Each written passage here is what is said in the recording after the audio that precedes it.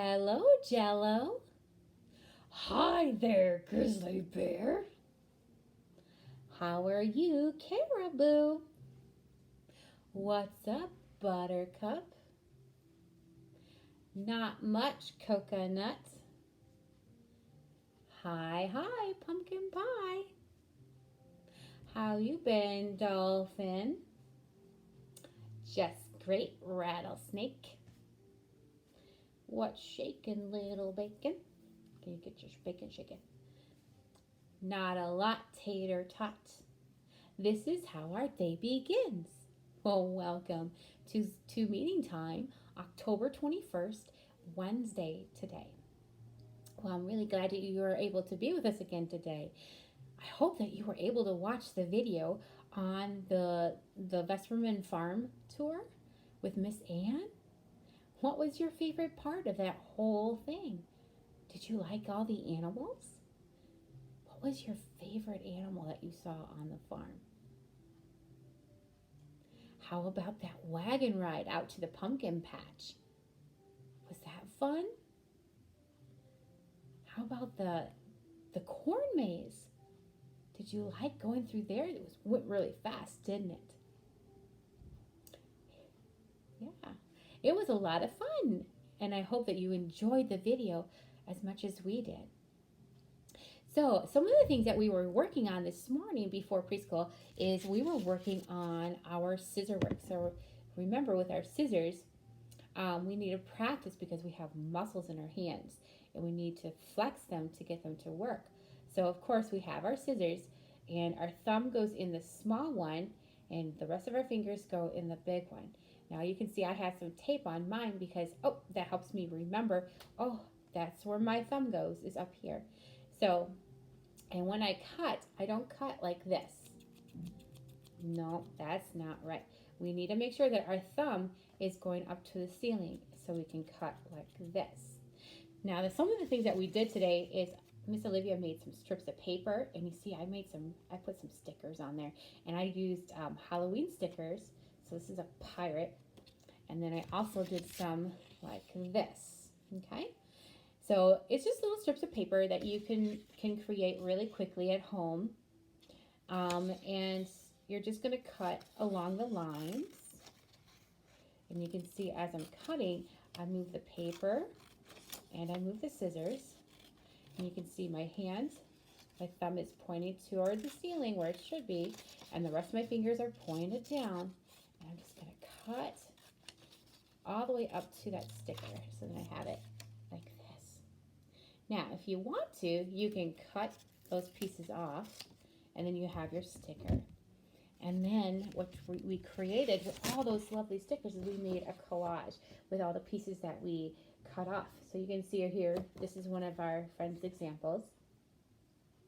And that makes it a lot of fun, because now it's really colorful, isn't it?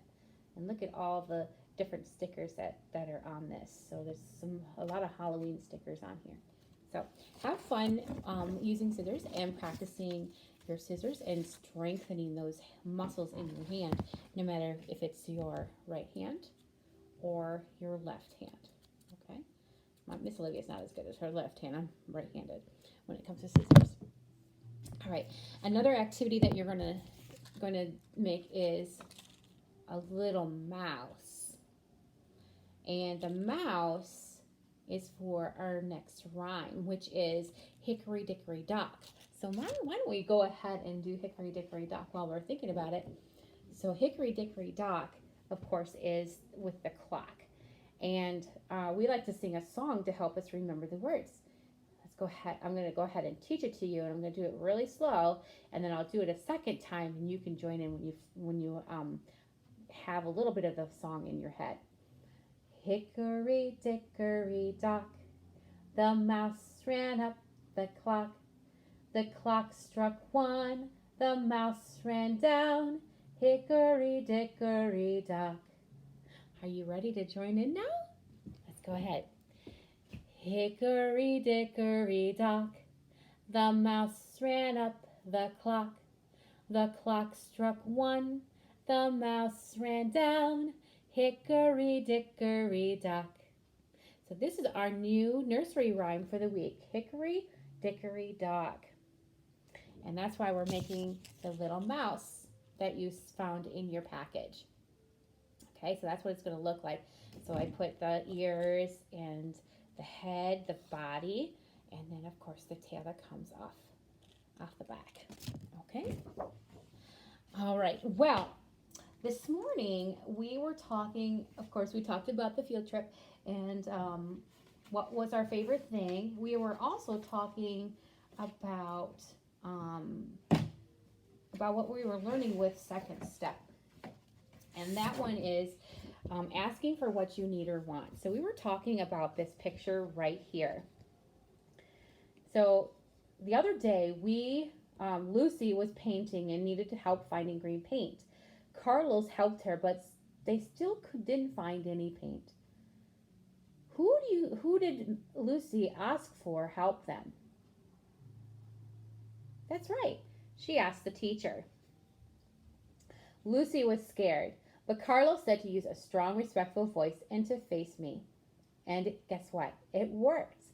I understood what Lucy needed and helped her find green paint. So this is Gloria. So that's Gloria. The teacher said it was time to get ready to go outside. Gloria got her coat. She put her arms in the sleeves. Yesterday, she was able to zip up her coat all by herself. Today, she's trying to zip up the zipper. She tries and tries, but just can't get it to work. Gloria is stuck. She needs help with her coat zipper. Who do you think Gloria can ask for help? That's right. She can ask the teacher. Do you think there's anyone else she could ask for help? Maybe she could ask a friend who knows how to zip up a coat to help her. What kind of voice do you think Gloria should use when asking for help? Should it be, I need help?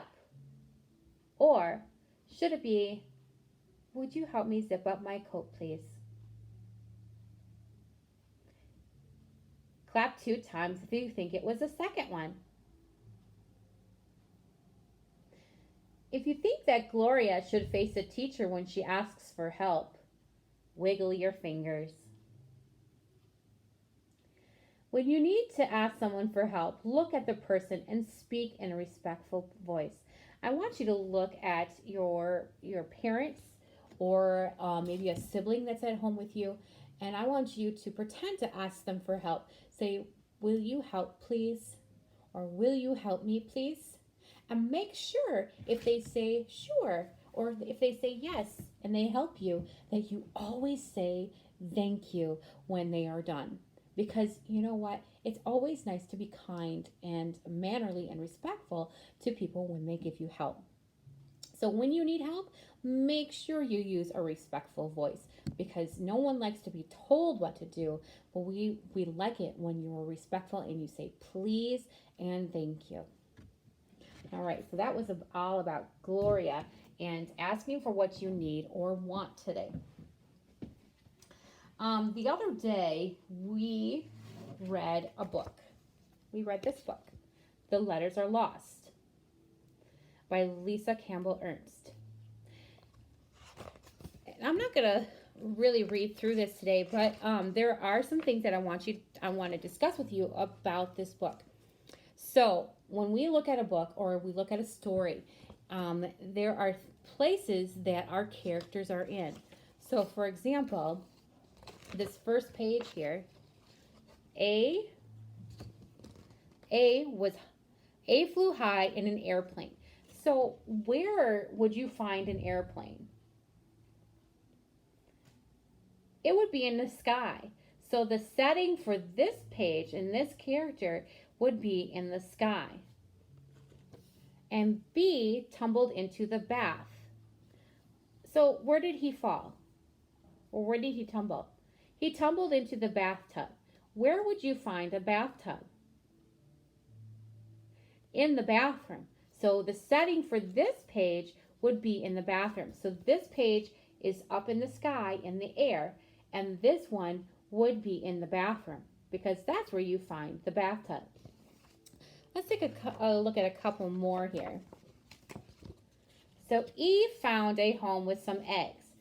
Well, where would you find eggs in your house? In the refrigerator, right? And where is the refrigerator in your home? In the kitchen. So letter E is in the eggs, and his setting would be, or her, his or her, their setting would be in the kitchen. Okay, how about this one? F took a swim with the fish. Where's F at? F is in the fish tank, right? So that might be in a living room, it might be in a den, wherever it is in your home or wherever you find a fish tank. Okay, we're going to do a couple more here. All right, how about this one? I longed for strawberry ice cream. Where is I at? I is outside, and it looks like I is in some grass. So the setting for a letter I is outside in the grass. Our characters are in all sorts of places, aren't they? And I want to do one more with you. And the last one here. Let's see if I can turn the page of my book here. I actually have a couple more here. S went to play in the sandbox. Where do you find a sandbox? That's right. Usually a sandbox is outside in the playgrounds or at a park. And then the last one here, T helped to squish out the toothpaste. And U turned herself upside down. Where would you find toothpaste? In the bathroom, because that's where we brush our teeth. So these are settings. Settings are where our characters are found in the story. We also learned a little bit about rhyming. Now remember, a rhyme is when a word sounds the same at the end of the word, and your mouth kind of makes the same form when you say those words. So I have some words here today. The first set are ox words, and the second set are at words. Okay, so I'm going to hold up the first one, and we're going to figure out if they rhyme. So the first one is box. And go ahead and say these with me. Box, rocks, fox, socks. Now you can hear how those all sound the same at the end of the word. So fox. I want you to look at my mouth as I'm saying these and tell me or wiggle your fingers if you think my mouth is making the same shape at the end. So box, rocks, fox, socks. Was my mouth making the same shape at the end? It probably was. If it wasn't, I was saying it wrong, because all of those words do rhyme. So here's the other set that I have. So cat, rat, mat, hat.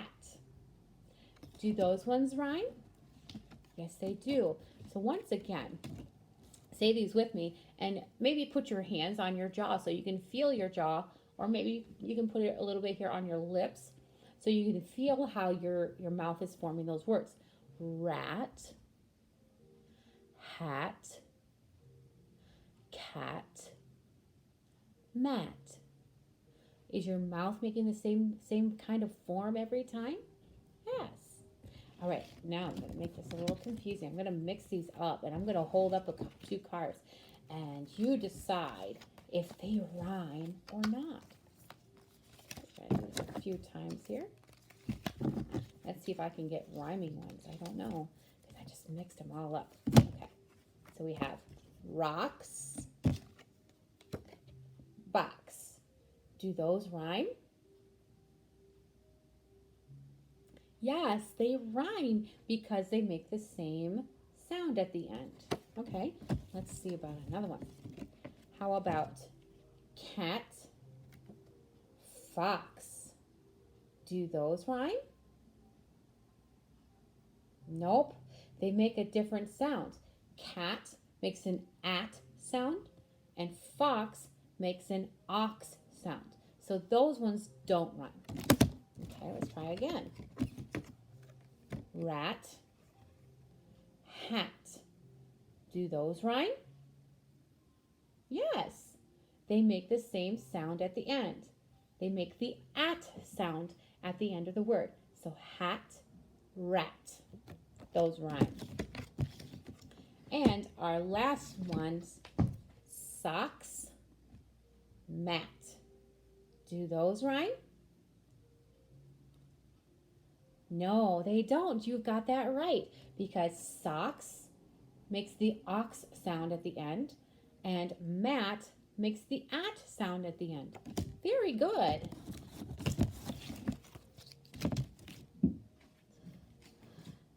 All right, today with Baby Echo, we learned a new letter. So let's go ahead and do our alphabet with Baby Echo.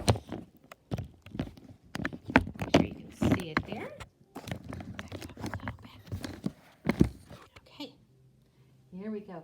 Hello, Baby Echo. All right, A, B, C, D, E, F, G, H, I, J, K, L, M, N, O, P, Q, R, S, T, U, V, W, X, Y, Z.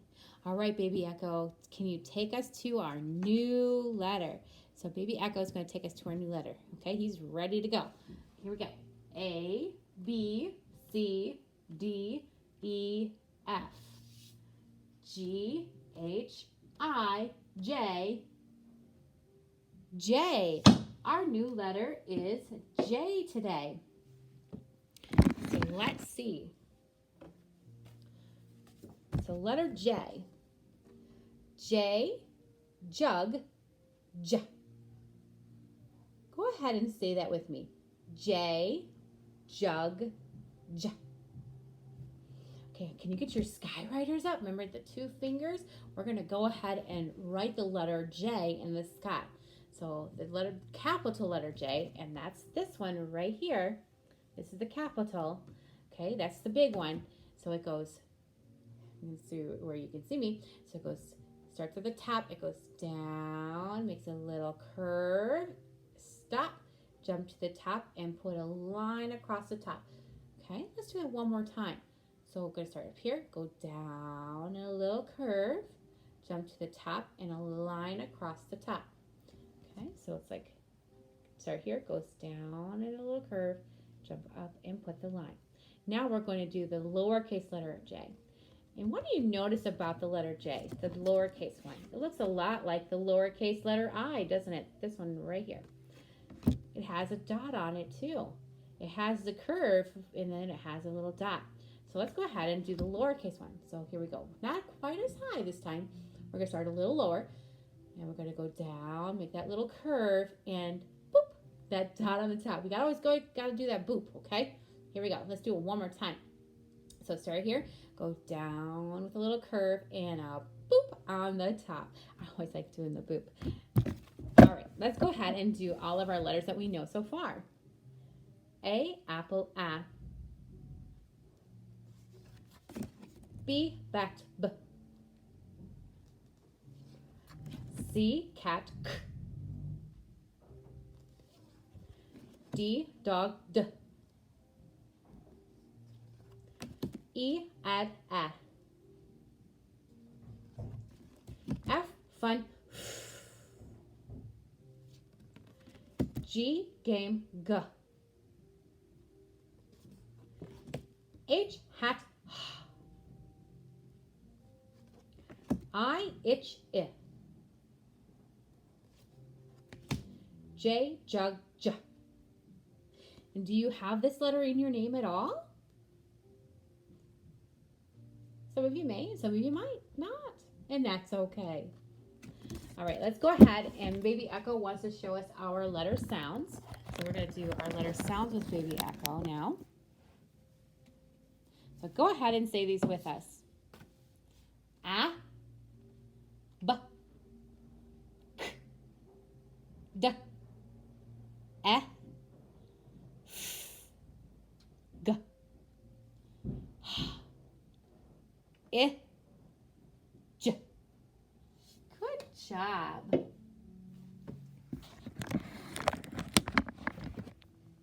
Wow. I hope you enjoyed Baby Echo Corner, because now we're going to be reading our I book. My I book. Now take a look at the picture here in the front. Where do you think little I is? She's outside, isn't she? So my I book.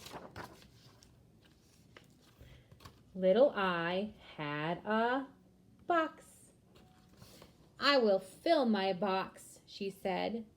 Little I went skip, skip, skip up a hill.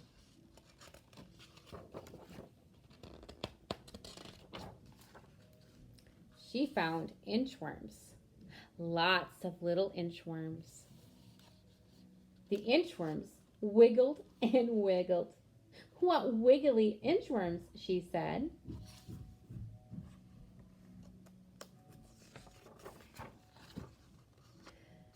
She put the inchworms into her box. Then little I found iguanas. Lots of iguanas. Now, iguanas are a type of lizard.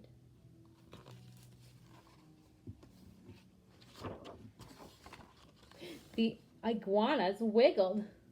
What wiggly iguanas, she said. She put the iguanas into the box with the inchworms.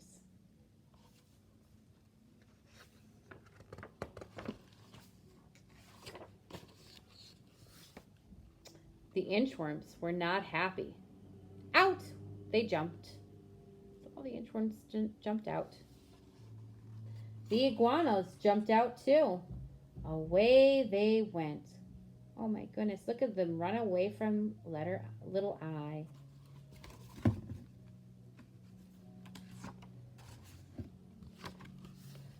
Little I could not find the inchworms or the iguanas. They were hiding. Can you see them? I can see them. Can you see them?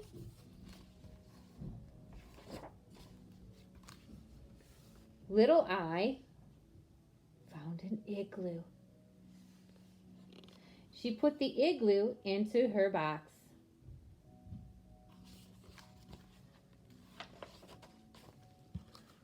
But the sun came out. Guess what? You know what happened to the igloo? The igloo melted. Who will help me fill my box? She said. Oh, she's all out of stuff for her box.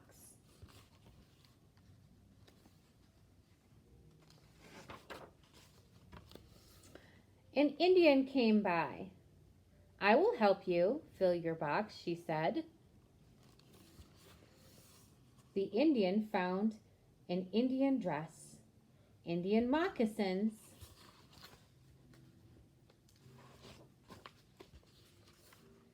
Indian beads, an Indian drum, and an Indian headband. Guess where they put the Indian things? Where do you think they put them? That's right, they put them in the box. Thank you, said little I.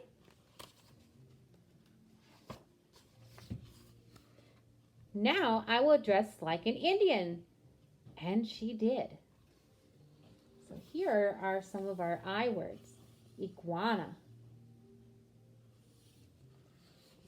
Inchworms. Indian. Now, of course, that's not the correct saying for that. It's actually Native American. And I do apologize that that is in this book, but uh, it's a way for us to teach the letter I. So here's some more I words. Insect, ink, infant, inch, imp, and in. Maybe you've stayed at an inn before. All right. Well, that's all with letter I today. The last thing I want to do with you is a little bit of math. And if you're at home, you can create something like this for yourself at home. I have made some bags, and I put some items in my bags. For example, this bag has some leaves in it. And this bag has some pretend acorns. And I have erasers. Oh, this one has eyeballs. You see the eyeballs? Oh, like those scary eyeballs. So what these bags are, I have 10 of them, and each bag has some items in them. So I want you to look at these bags and compare them. Which one has more? Which one has less? So for example, I'm going to hold up these two bags. Okay. So I have this bag here. Turn this around. There we go. Okay, so I have this bag. So you can see there's that bag. Does this one have more items than this bag? Or does this one have more? And this one have less? You're right. The skeleton heads has more. And the reason it has more is because, oh, look at it has 5 skeleton heads in the bag, whereas this one has 1 spider ring. Okay, let's do one more together, and then you can, of course, make something like this at home with your parents. Okay, let's go ahead and do the acorns. Okay, does this one have more than this one? Are there more spiders? Or are there more acorns? Let me put them together. See if you can see them side by side. Which one do you think has more, the acorns or the spiders? If it'll help, I'm going to turn these around. Can you tell which one has more now? The acorns have more because there's 8 acorns in there, whereas the spiders, there are only 7 spiders. They might look like there's a lot more because they're a little bit bigger, but there are actually more acorns in this bag. So like I said, that's one thing that you could do at home is you could create these bags. And I go up to 10. So let me see, here's 2 and here's 10. So it just goes 1 through 10, and you can help your parents make your bags. Just gather little items throughout the house, and then you can play this game with your parents. Which one has more? Okay, so that's all I have for you today. Make sure that you get a little bit of exercise, go outside, and enjoy the weather before it gets too cold out. It was freezing yesterday when we went on our field trip. So hopefully you can get outside today and enjoy the weather. So until tomorrow, I look forward to seeing you. Bye-bye. Take care.